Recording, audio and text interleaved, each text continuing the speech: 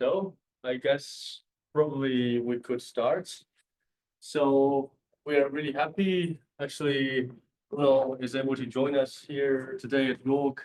He kindly accepted my invitation to talk. So Bruno received his BSc and MSc from University of Brasilia in Brazil. And then he did his PhD at the University Montpellier at Lille, which is the where I got my PhD as well. So he's my academic siblings, and then we actually have the same supervisor, which is Philippe Weiss, in Montpellier.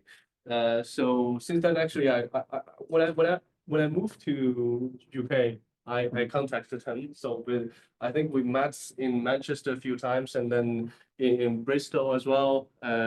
He is also a good mentor as well. Sometimes I ask questions about funding, etc., because he arrived in UK probably 1 or 2 years earlier than me, and he has been he's a really hardcore roboticist. So you will see actually this is really about modeling control planning for robotics in this talk, which is really hardcore because normally if you see people now, they all use a lot of approximations.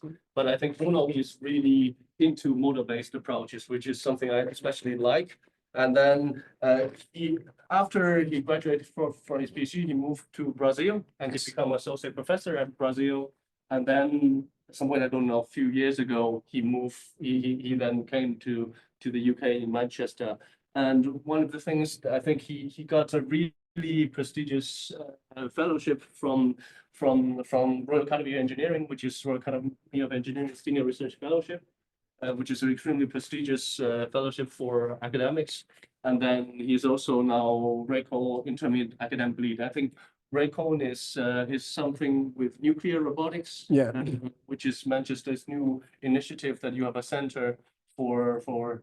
No, it's another thing. So Another thing, okay. yeah, because we have the Manchester Center for Robotics and AI. This is one thing, and RACO is a collaboration between the University of Manchester, Sellafield, the UK Atomic Agency, and the Nuclear Decommissioning Authority. So it's an initiative worth currently £28 million. Yeah. Okay. So it's a really big initiative, and then also so in Manchester, I think they're doing a lot of things with decommission nuclear waste robotics, which is also a very important topic here in the UK. So without further ado, I think I can just leave the floor to Bruno and welcome. Yeah, thank you very much. It's a pleasure to be here. I'm honored to have received this invitation.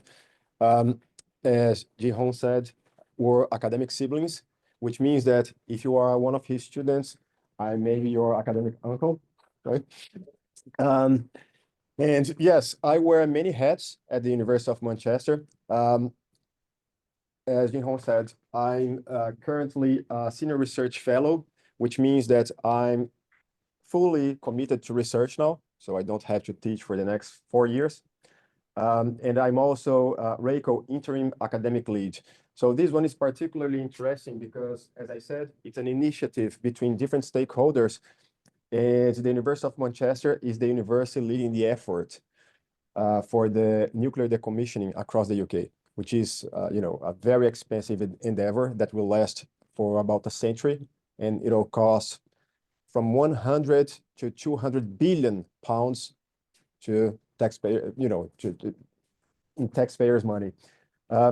But anyways, so today I'll be talking about complex robotic systems, in which I'm going to build this narrative and try to convince you that it's possible to model, control, and design planners for robotics using unified mathematical tools. But why is this important? So I would say that's the main motivation, and I think it's an overarching motivation for robotics, not only for my research. The world's population is becoming increasingly old. As you can see in the graph, by 2050, this is a projection from 2013. So by 2050, there will be 2 billion elderlies in the world. But the situation is a little bit more complicated because, as you can see on this graph here, the workforce is becoming more and more scarce. Currently, we have around 8 working age people per aged individuals, and this number will drop by half So by 2050, for 4 working age people, we'll have a person who cannot work because of age. We're not talking about other things, such as disabilities. This is age alone. And the UK is not in a very good situation. So it's among the top 10 countries with people, with more people aged 80 years or over. So we can see here. So even other countries which are not considered developed countries, as mine, Brazil. So they are in the list as well. And the situation is even worse because the infrastructure is less developed, meaning that we need to do something, right? And this is across the whole world. So we have a population that is aging more and more with a proportional workforce that is decreasing substantially. One of the possible solutions, and I think that you all can sympathize with it, is using robots, right? For everything, using robots in daily life, in manufacturing plants, doing everything, literally. But the thing is, as we know, modern robotic systems, they can be very, very complex because first, they have complex dynamics and kinematics. So we have departed from those very simple robots, mobile robots that were on the ground, and now we have mobile manipulators, which have the capability of manipulating. We have more and more humanoids being built, and I mean, they are on a rise. We have quadrupeds, we have drones equipped with manipulators. So they have very complex dynamics and kinematics. But also they need to work in complex environments.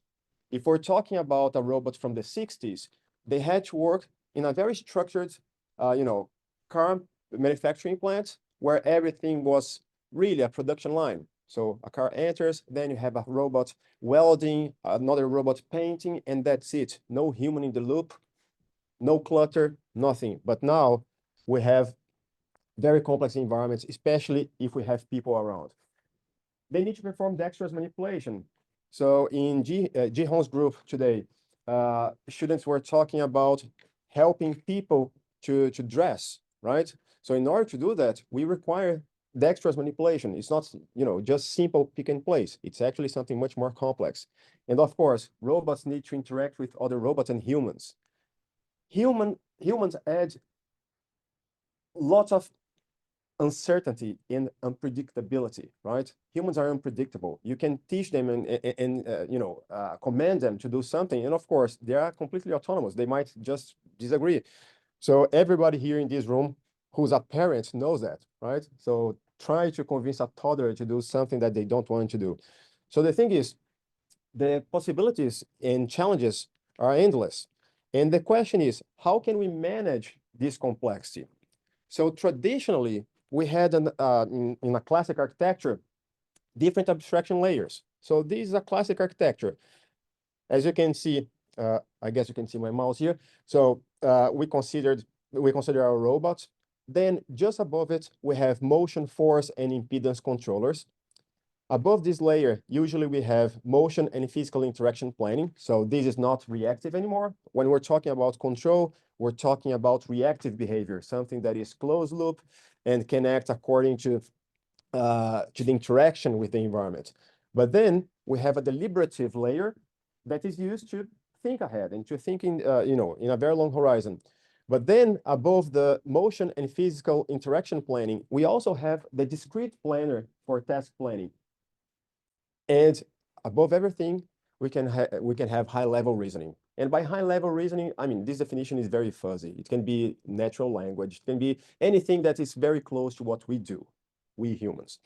And we have also other layers interacting with many layers simultaneously, such as the perception system. So perception system is used for both motion and physical interaction planning, but also task planning. Whereas low-level sensing is used directly at the very lowest level, interacting with the robot, but also with our controllers for feedback loops. And on top of that, if we have many robots interacting with each other, they might use different languages. And what do I mean by languages? I mean mathematical representations. So some people might design a robot, for example, using, you know, a nonlinear state space like this one. Other people, such as myself, use a representation that is similar but different, which is the task space approach. So we still have, you know, a couple of equations describing the dynamics of the system, but not in the same language of state space approaches. This is mostly input-output representations. And just by changing those things, you stumble upon many incompatibilities because people design techniques, for example, for state space control. And then you want to use those techniques for task space control, they do not map directly because you are writing the system in a very different way. So what happens in this case is that you need usually to use intermediate mappings. And whenever you have intermediate mappings, you add some artifacts which are detrimental to the behavior of the overall system, such as discontinuities and singularities. And whenever you, so my screen has disappeared, I guess. So let me see. Give me a second.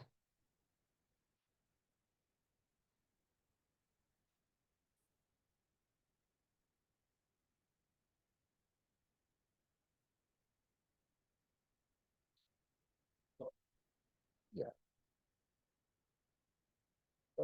I don't know if people can see my screen because I had to unplug it. So let me just share it again.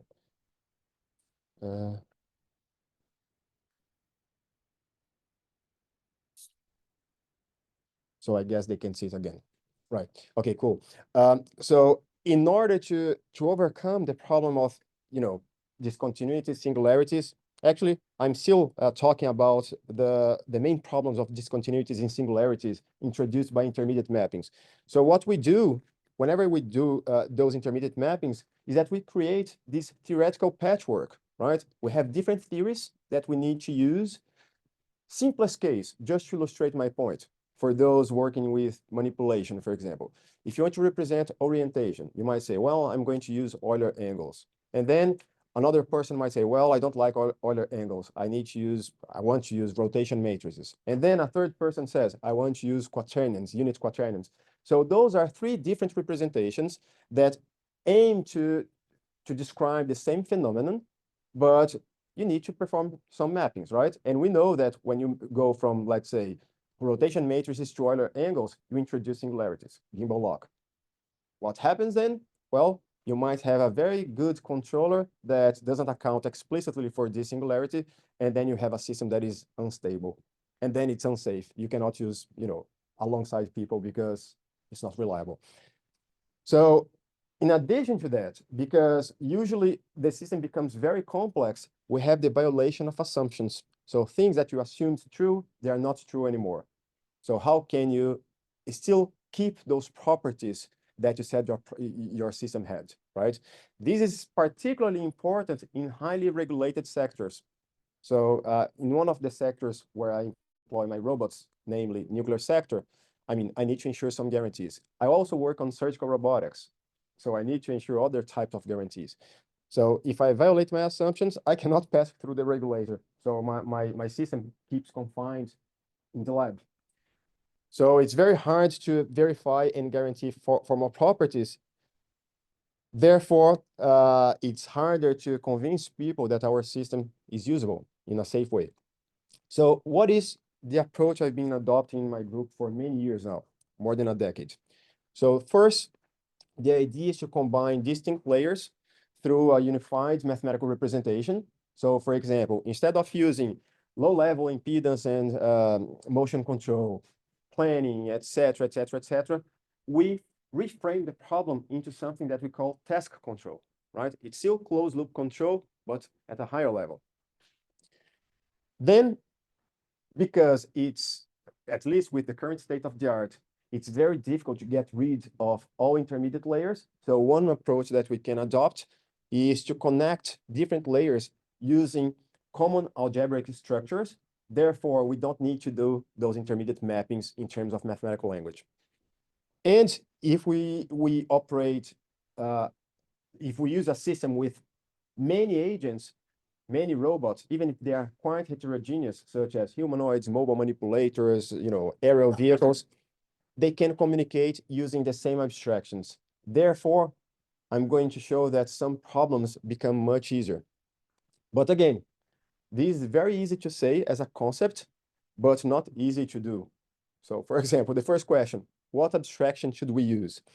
And engineers in general, they are a little bit reluctant if you talk about too much abstraction, right? Because for a mathematician, that's fine because they use abstractions all the time. A physicist, they don't like it very much, right? So they tend to be very grounded in reality. Engineers even more. But the thing is, I like this quote by Dijkstra because it reflects everything I wanted to say, what he said first. So the purpose of abstraction is not to be vague, but to create a new semantic level in which one can be absolutely precise. Which means that if I introduce an abstraction, I want to explain things that I couldn't explain before if I didn't have the abstraction in the first place, right? It's almost like if I asked you about, you have 100 equations, 100 variables. How do you solve this system? Well, you say, well, if I have two equations, two variables, first I can, isolate one, solve for that variable, replace in the other equation and solve the system. Therefore, I'm going to generalize this concept. Yeah, that's fine. You can do it. But then if you have 100 equations, 100 variables, things become a little bit more cumbersome. If you have 1 trillion equations and 1 trillion variables, even more cumbersome. But if you put in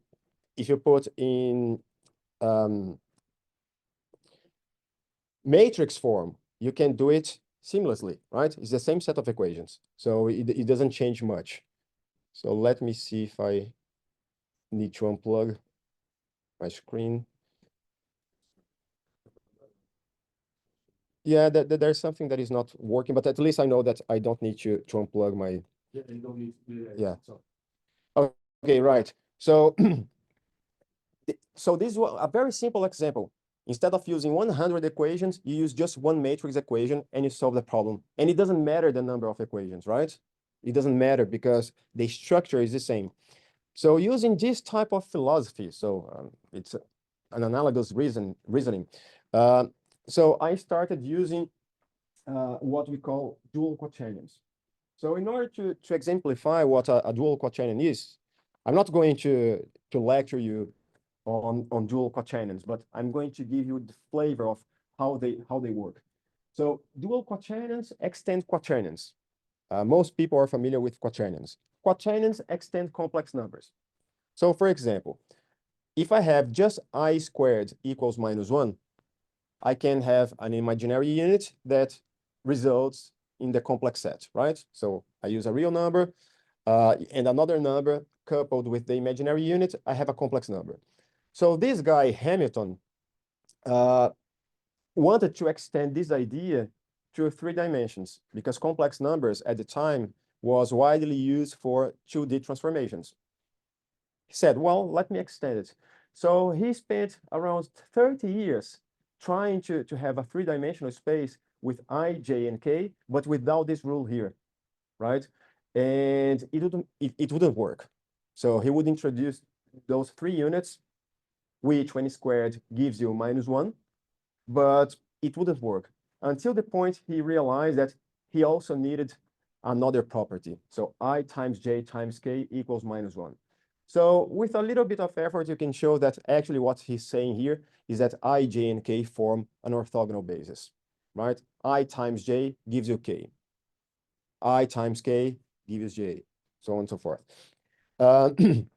So then he defined this set here. So as you can see here, this set has 4 numbers, but it's very similar to the set of complex numbers. Right. Oh, something is really off with the monitor. It's disappearing all the time.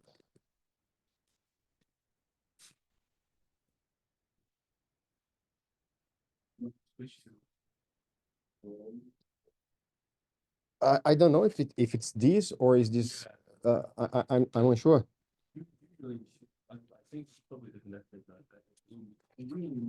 We have this with HDMI. Okay, so let me just try my table.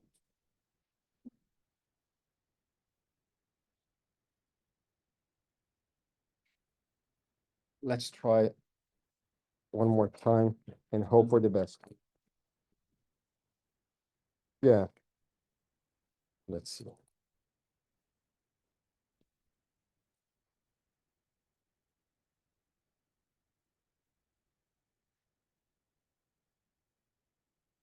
Okay, it seems to be working. Okay. So then, no, not then. Now it's appeared. It was a, Yeah, it was appearing here before. yeah. It's not, it's something. So I- is it incompatible with Mac? What is it? yeah, what you said it's so Which one? This or I think the others, yeah, it's not that good. do we have another type of connector here? No. No, I think HDMI is here. Okay, so let's see because now it's showing. Let's see. I'm not going to touch it anymore, right? I'm going to. No. No, I need to touch it. Which I think this is still your stable then.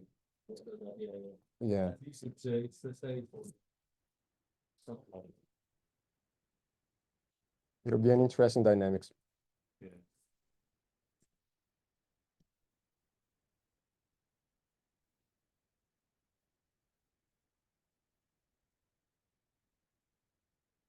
I guess people can still see it, right? No. On Zoom. Not anymore? Liverpool. Oh,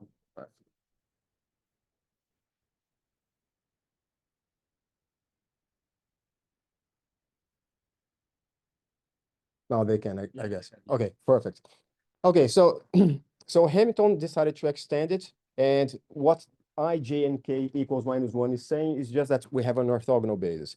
And of course, there's always someone saying, I can extend it even further. So this guy, Clifford, came and said, well, Hamilton extended the idea of, performing rotation and translations to the plane, in the plane, to a three-dimensional space. But he needs to use two entities. He needs to use a unit quaternion, which represents rotation, and a separate 3D vector. What if I could assemble everything into a single structure in order to represent rigid motions, rotations, and translation simultaneously? So he added this unit, epsilon, which is called the dual unit. It's also an abstract unit, which is different from 0, but epsilon squared equals 0. So similarly to I, j, and k, this is not a real number, right? So it's not something tangible, but it creates an algebraic system that allows you to do many things. So the very first thing is that this set of units, not units, but of dual quaternions, they extend the set of quaternions, which in turn extends the set of complex numbers, which of course generalizes real numbers. And it's very easy to see by making, if you have this set here, the calligraphic H, if H2 equals 0, so epsilon times 0, 0, because 0 is absorbance.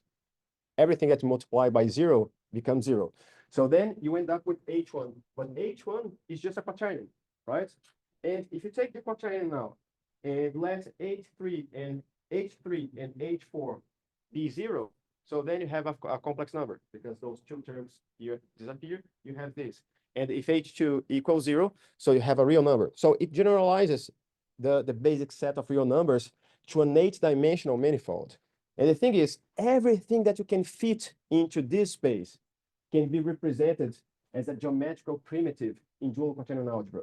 So if you want to represent rigid motions, so this is analogous to homogeneous transformation matrices, right? So if you have rotation matrices and translation vectors, you can combine them into a homogeneous transformation matrix. Here, the philosophy is the same. Take a unit quaternion that represents rotations, take what we call a pure quaternion, which is just a quaternion without the real part. It represents translations, and combine them into the same structure like this. So this would be the homogeneous representation of rigid motions in dual quaternion form, where R is a normal quaternion and P is a pure quaternion. So as you can see, we have I, j, and k, but we don't have the real part. So this is the same as a 3-dimensional position vector. And then you can represent lines, so what we call plucker lines. So imagine an array here, right? Not a vector, not a free vector, really a line in space. You can represent by using a dual quaternion as well, and you can represent planes as a dual quaternion. You can represent more primitives, but those are the basic ones. And then you say, okay, fine. What's the difference? I know how to represent planes. I know how to represent lines, right? I don't need dual quaternions.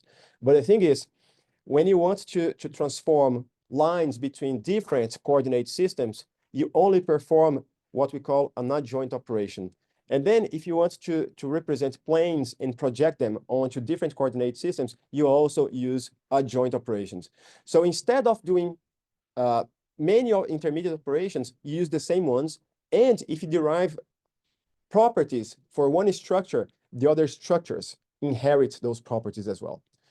So you start making things very compact. So just to illustrate, so we've been modeling and controlling many types of robots, starting from serial kinematic chains to parallel kinematic chains up to branched mechanisms.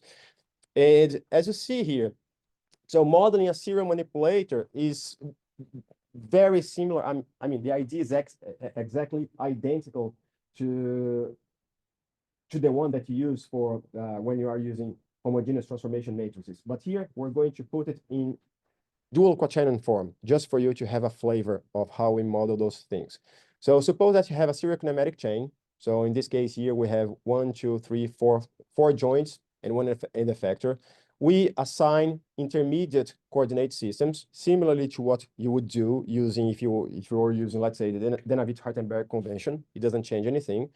But you know that each intermediate transformation depends on a joint variable. So if you have, let's say, a revolute joint, is an angle. So if you have a prismatic joint, it's a translation, right? It's just a displacement. But the thing is, this is very general. So you can work with spherical joints, planar joints, 6D joints. So it's completely arbitrary. But the thing is, each intermediate transformation is a function of that particular joint. And if you want to find the forward kinematics, giving you the transformation between the base frame and the end effector frame, it suffices to multiply the intermediate dual quaternions. Because the way how we compose or we combine different rigid motions is by multiplying dual quaternions. So it's very similar to homogeneous transformation matrices, right? But the thing is, instead of using the geometric Jacobian to find the relationship between the linear and angular velocities of the end effector and the joint velocities, we can find everything analytically using algebraic and recursive operations that give you the exact value. So, which means that it's not a numerical approximation, but you can do it quite fast for any structure, and you don't need to inspect and see the geometry of the problem. So that's the beauty of it. And you might say, well, yeah, but is it really nice? So what can you model? So let's take, for example, this robot here. So we have bimanual mobile manipulator. So we have a mobile base composed of a differential drive robot. We have a torso and we have 2 arms. And my question to you is this: how would I model this problem in a way to determine where this frame is? Let's call it absolute frame. How can I describe it with respect to the world frame? And this is important, for example, if you want to perform a bimanual manipulation to move a tray, for example. So suppose that I have one arm here holding this side, another end effector holding this side here. This might be a tray, right? So this might be an assisted task. I have a cup here and I want to serve someone. So I want to control where this tray is. How do I do it? Well, if you have intermediate models written in this form, as I showed in the previous slides, in which you have the dual quaternion Jacobian mapping the joint velocities to the end effector generalized velocities. Suppose that you have this expression that you can find very easily. So what you want to do is to find an expression like this, in which this vector here is actually a stacked vector of all joint velocities. So meaning the joint velocities related to the torso, the joint velocity is related to the arm, but also the velocity is related to the base, right? So this is stacked in this vector here, Q, W, dots. And then you have what we call the whole body Jacobian, which is made of block matrices, in which each block matrix is calculated like this. We take the expression we had for that particular subsystem, so we take the Jacobian of that particular subsystem, and we find intermediate transformations across the links and combine them using what we call the Hamilton operators. So those are just matrices that perform linear combinations on dual quaternions. So that's it. That's the model of this whole thing. This whole thing. So if you have intermediate models, so this is actually what we implement in the robots, right? So I have this Jacobian here. I have this dual quaternion. I have this dual quaternion. I know how to calculate using what we call the Hamilton operators. So I find these block matrices here. And then I just combine them into a single Jacobian. And of course, the question I've always been asked in all my talks is, can we do that for robot dynamics? Yes, we can, because we can represent twists, which is linear velocities and angular velocities combined. In wrenches, which is forces and torques combined, we can group them in a single algebraic structure. And then we use something that is very similar to a generalized Newton-Euler formulation, where we forward propagate the twists. And then after we forward propagate the twists in the forward recursion, so then we propagate back in a backward recursion all the wrenches at the robot joints. And then we obtain the torques that we need to apply at the end effector to obtain a given force, for example, wrench at the end effector. And we capture the whole dynamics. So this is equivalent, for example, to the Euler-Lagrange equations, but in recursive form. The advantage of using a recursive form is that we can calculate it very fast, very, very, very fast. And because the formalism is very general, we account for all those joints. So this is how we represent each joint. So a prismatic joint is a twist like this. So this is the dual unit. This is the linear velocity, and L is just the line representing the direction of the whole thing. So L represents this direction or that direction, right? And the same for revolute joints, spherical joints, helical joints, so on and so forth. We can also model, for example, branched mechanisms such as humanoids. So the philosophy is very similar. It doesn't change much. And the thing about having those models that are very similar between themselves is that then we can synthesize a controller for one type of structure and inherit to other types of structures. And we've been doing this successfully across many types of domains. So for example, we can do 6D impedance admittance control using this formalism. So this was done in LIRM actually. So this was a student I co-supervised with Philip. You met her, right? Anyway, yeah. So by manual manipulation, where many different types of manipulation are represented the same way, decentralized formation control, problems of human-robot interaction, whole body control, where what you're controlling is effectively the end effector pose, but the robot coordinates all joints to drive the end effector to where you want it to be. And just a notice here. So you haven't heard anything about inverse kinematics, right? Because we don't need it. We don't need explicit inverse kinematics. So we reframe the problem of inverse kinematics to a problem of control.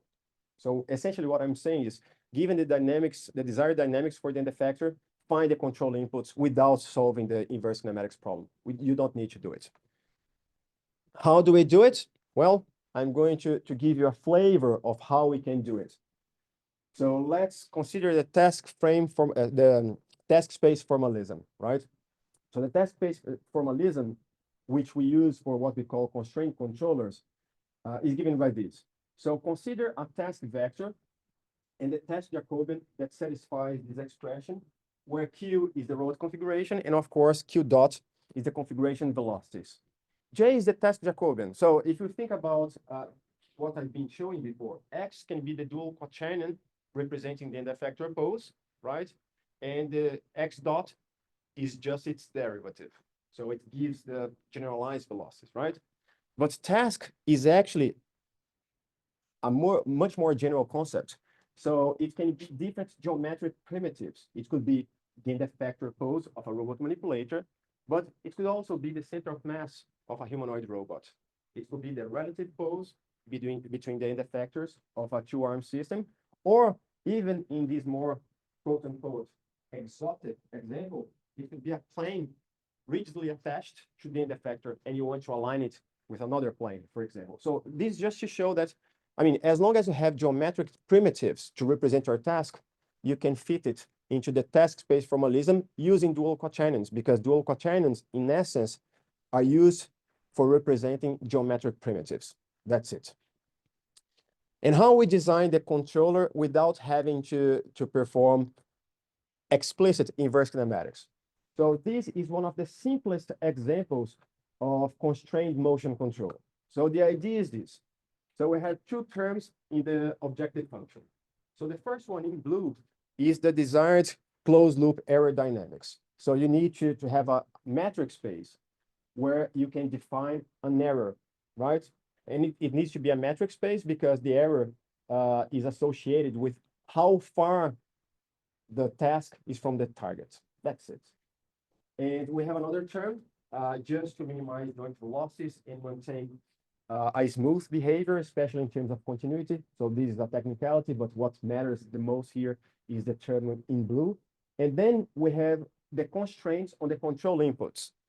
And those ones are key here. And why is that? Oh, by the way, this solves the problem of inverse kinematics implicitly, right?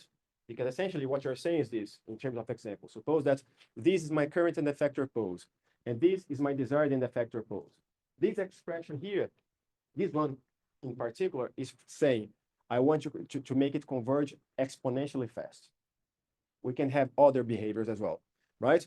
So it finds the joint velocities that enable the end-effector to converge exponentially fast, right, in terms of poses. If I was controlling the center of mass of a humanoid, I would be controlling where the center of mass would be located, so on and so forth.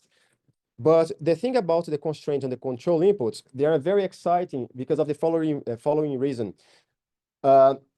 We can transform any nonlinear constraint in the robot configurations into what we call differential inequalities in the control inputs. So we can put in that formulation I showed before. And what is the idea behind it? So first, we attach primitives to the robot. So that's why dual quaternions are quite convenient, because cylinders like those ones, they are naturally embedded in the dual quaternion algebra. So then a region of interest is defined. So for example, suppose that I want to avoid self-collisions. I don't want my robot hitting its own head.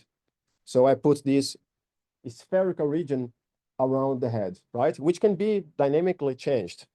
And we define distances such that, so that we have some properties. So the idea is that if the distance is positive, a given primitive is outside the region. If it's negative, it's inside the region.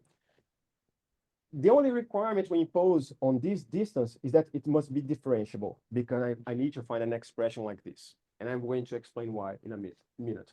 But for example, in that particular illustration, if the head is the region of interest, and let's say my arm is my primitive, if the distance is negative, it means that my arm is inside my head. If it's outside my head, so the distance is positive, right? So because it's differentiable, I can use this expression that you see here. So in that case, we can use some machinery from, it's not differential calculus, because those are not differential equations. Those are differential inequalities. So we can use machinery from that particular theoretical field to show that if I have an inequality like this one here, I can keep the primitive outside the region all the time. So this is guaranteed. We're talking about, here is an institute for safe autonomy, right? So I can ensure it by construction. I can prove formally that if this is ensured from the beginning, so the primitive will be always outside the region. And because I have this expression here, I combine them and I have this expression. If I want to keep the primitive inside the region, So I just reverse the inequality. And then I have this expression. And again, this is important because of this expression. Remember that I have W and I have lowercase w, right? And I have Q dot, which are the control inputs. So here in this expression, what I have essentially is that my W is just JD and my lowercase w is this term here. So what I'm doing here is taking those distances and inserting into my constrained optimization problem. And then we can have behaviors like this. So we can have behaviors like this, where I have an obstacle, like this one here in red.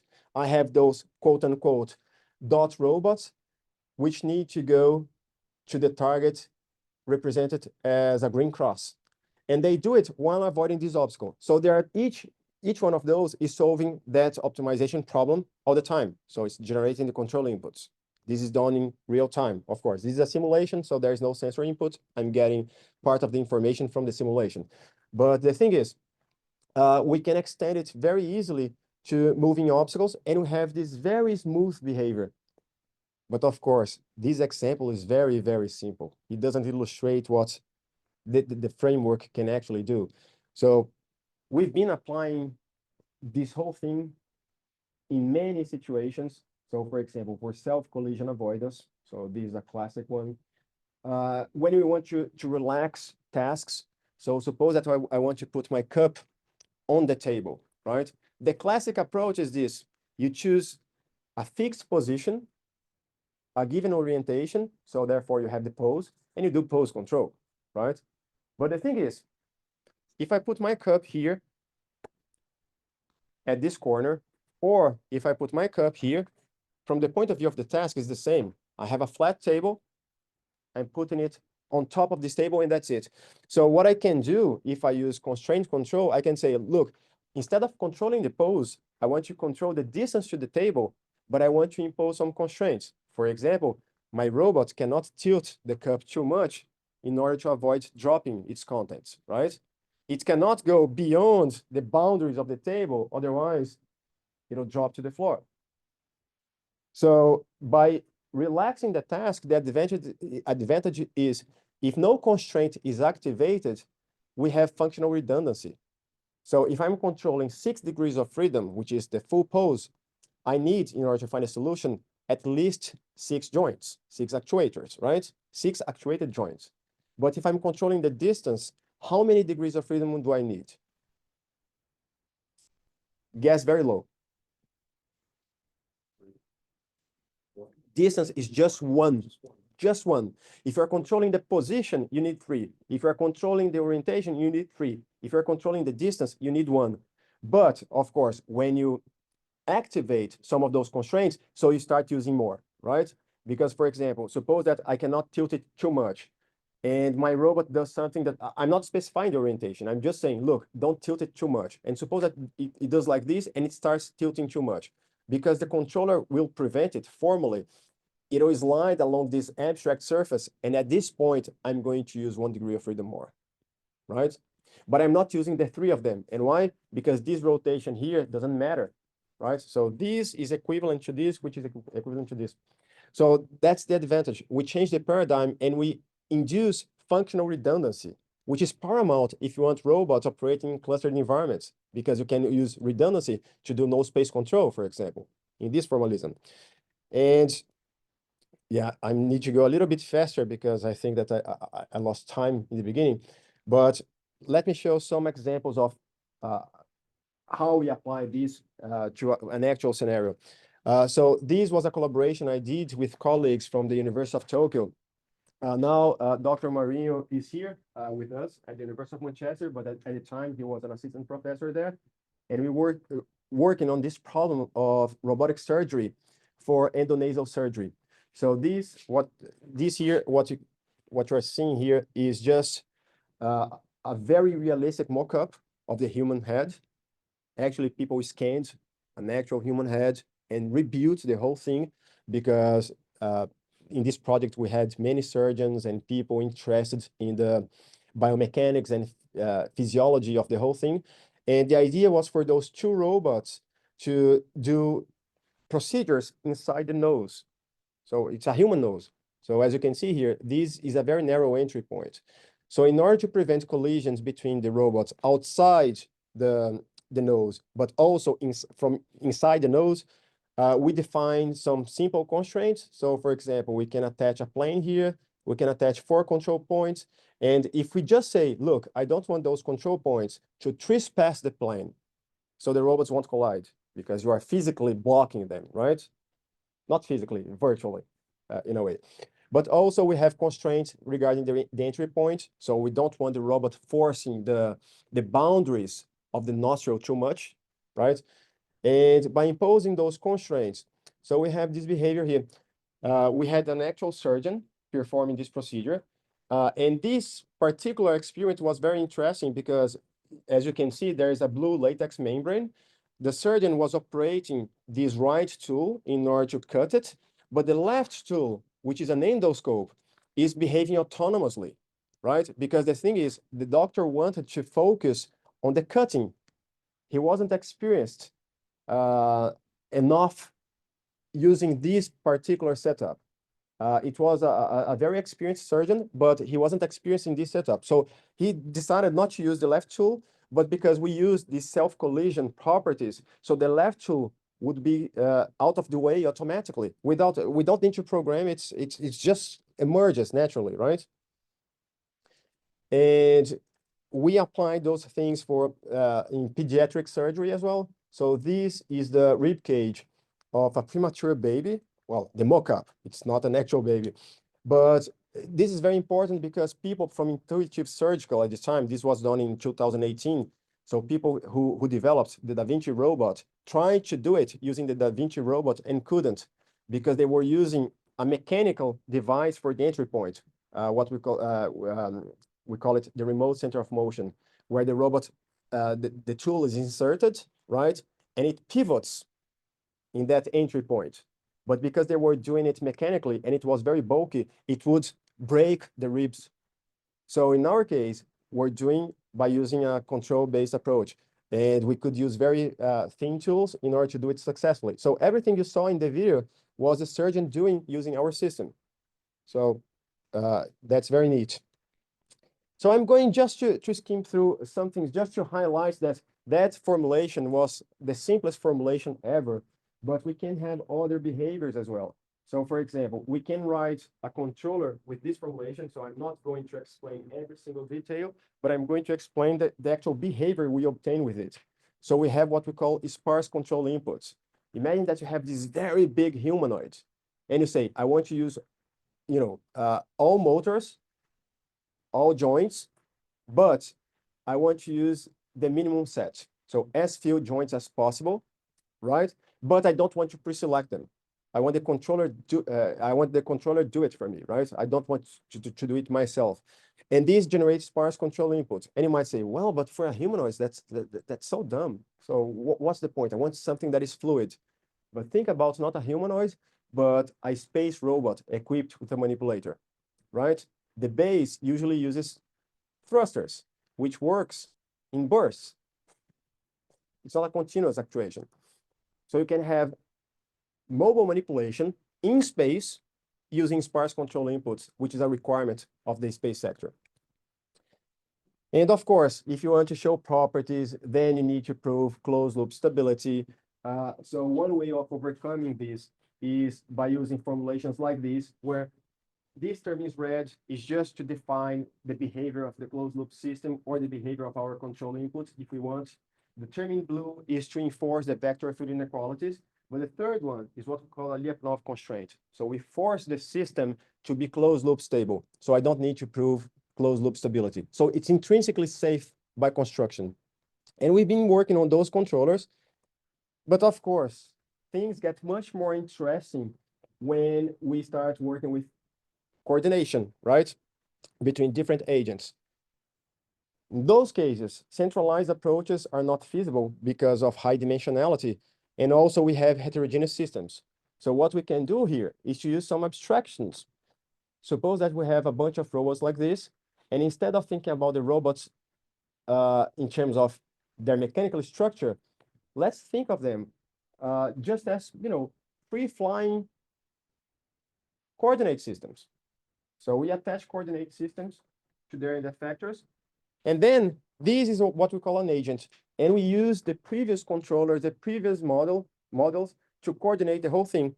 So for that, we define the formation with respect to the center of formation, and we allow the system to decide where this formation can happen. So suppose that, for example, we're trying to move this desk here, this table, and we have 4 or 5 people. We need to coordinate, right? So we can coordinate via explicit communication, via haptic communication, so forces that go back and forth. But it can happen anywhere in space. It depends on our dynamics. And of course, in order to make it decentralized, only local information is exchanged. And our goal is to make the system achieve a consensus about where the formation should be. So for example, imagine this example here, which is very abstract. I want the system to behave like this. So this is the nominal behavior on the left, this infinity shape. And they start like this. Everything is scrambled and random, like this, right? So they self-organize in order to keep this formation. But what you're seeing here, so is the orientation is a little bit different because they chose to do so, right? So it wasn't specified by us.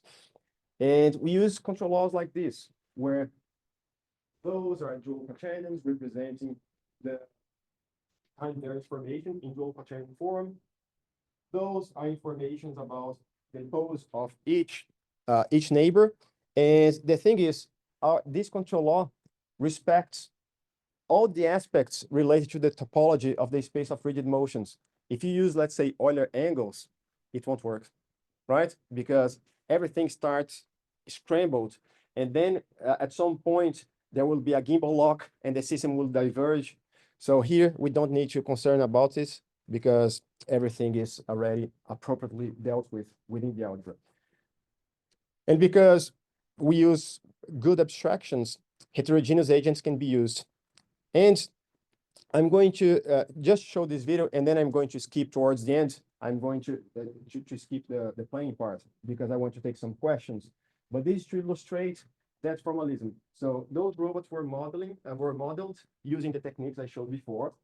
The controllers we have here, they're a little bit simpler than the constraint controllers. So those are not constrained, but the dynamics is the same. So how we synthesize the dynamics. And what they need to do here is to keep a desired formation in order to hold the box. But the main point of this particular demonstration is that the human is also considered as an agent. So these robots listens to that robot. That other robot can also listen to this robot, but only this robot listens to the human, right? And the human, of course, listens to no one because humans does whatever they want to do. But because the robots want to keep this formation, so the human can move their hands. And then, for example, in this case here, so imagine that you have a triangle and you want to keep the triangle. If I move one of the vertices, so the whole thing will move accordingly to keep the formation. And then we can change the formation we want by using very intuitive gestures, right? So like pushing and pulling and things like that. So unfortunately, I ran out of time because of the time that I had to restart my presentation. So I'm going to skip towards the end, but just to show that we implemented many things in terms of motion planning and task level planning as well. But you can see all of those on my website, my papers. But I would like just to highlight that if you want to use those tools, and I need to share again. So it's good I skip some slides because, yeah, this computer is just against me today.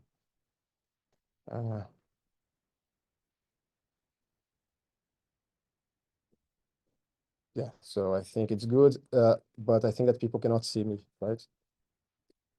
Yeah, now I can see on that picture. Yeah, but now they can again. So just to highlight that, Yes. No. yeah, just to highlight that we have a library that implements all the functionalities for dual quaternion algebra, for robot modeling and robot control, which is called the key robotics. And this is just one example. So this is the example we showed in the Robotics and Automation magazine paper where we first presented this library. So we have two robots here. So one is using one type of controller, the other one is using a constraint controller. And the goal is for this robot, the mobile robot, to draw a circle on the whiteboard while the whiteboard is moving, right? And while, avoiding obstacles. So that's it.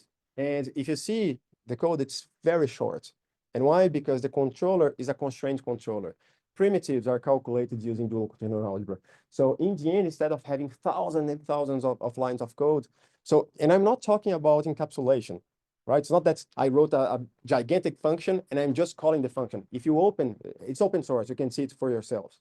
So if you go there and see each function, it's very compact. Right, so wrapping up,